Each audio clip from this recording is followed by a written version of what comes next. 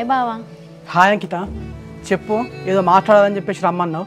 బావా, ఇప్పుడే నాకు అర్థమవుతుంది నేను ఎంత పెద్ద తప్పు చేసినావు. నా వల్ల నువ్వు చాలా బాధపడ్డావు. అంకిత, ఇప్పుడు జరిగిపోయిన దాని నుంచి మళ్ళీ ఎందుకు గుర్తు చేసుకుంటున్నావు చెప్పు. దాన్ని మర్చిపో అని చెప్పేసి అన్నా కదా. నువ్వు నన్ను ఎంత ట్రూగా లవ్ చేసినా నా మాటలతో నేను చాలా బాధ పెట్టినా. సారీ బావా. అంకిత, ఇప్పటికైనా నీకు ఎవరేందో అని చెప్పేసి అర్థమైంది కదా. లైట్ తీసుకో, దాని గురించి ఏం ఆలోచించకు. లేదు బావా, నువ్వు నన్ను మ్యారేజ్ చేసుకుంటా అన్నా వినకుండా నిన్ను, అత్తని, నాన్నని చాలా బాధ పెట్టినా. అప్పుడు నేను మ్యారేజ్ చేసుకుని ఉంటే ఈ పాటికి హ్యాపీగా ఉండేటోళ్ళం కదా. సర్లే అంకిత, అసలు ఇప్పుడు నువ్వు ఏం చెప్పాలనుకుంటాను?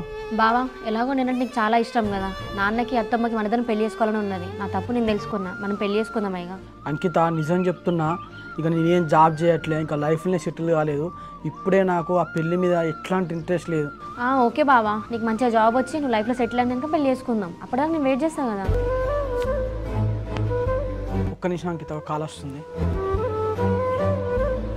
హలో.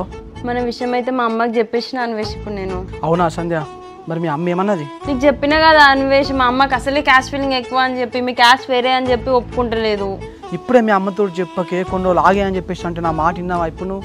ఏమోతి, ఒక టెన్షన్ అయితే పోయింది. ఎట్లనో అట్లా చేసి మా అమ్మని ఒప్పియాలి. ఒప్పుకుంటే ప్రాబ్లం ఏముండదు, కానీ ఒప్పుకోకపోతేనే కానీ ప్రాబ్లం. సరే తీ, మా అమ్మ ఇంట్లోనే ఉంది, నీతో మాట్లాడతానని చెప్తే మస్తు సీరియస్ అవుతుంది. మా అమ్మ లేని టైంలో ఫోన్ చేస్తుంది. సరే.